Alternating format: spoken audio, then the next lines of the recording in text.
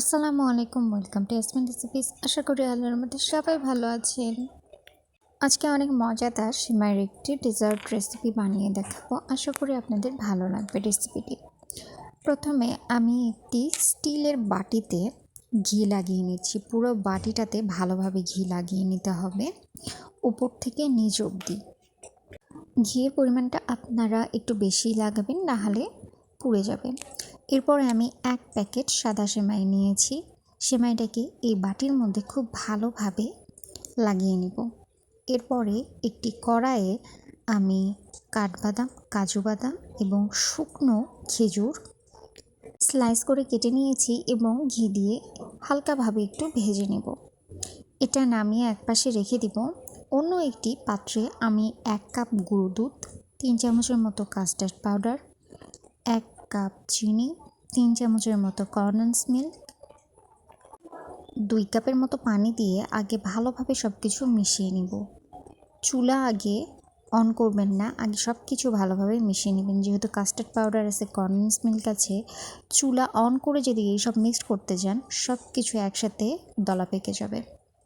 এই জন্য আগে মিক্সড করে নিয়েছি আমি। পানি দেওয়ার পরে চুলো অন করে অনবরত নেড়েছি। এটা যদি আপনি নাড়াচাড়া না করেন তাহলে নিচে লেগে যাবে। ক্রিমটা বেশি আমি ঘন করব না, হালকা ঘন করব, ঠিক এমন।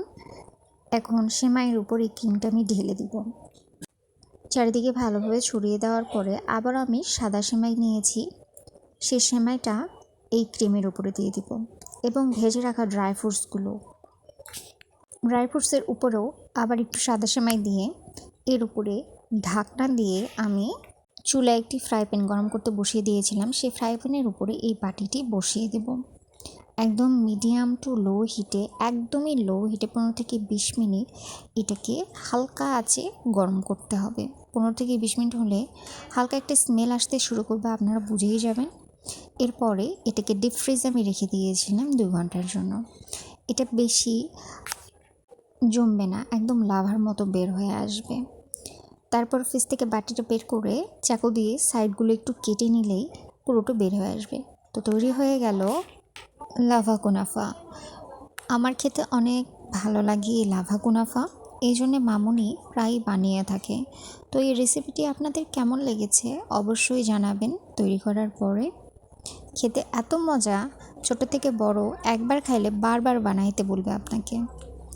তো সবাই ভালো থাকবেন, সুস্থ থাকবেন, আর এই লাভা কুনাফার রেসিপি এনজয় করেন। সবাই ভালো থাকেন। আল্লাহ হাফেজ।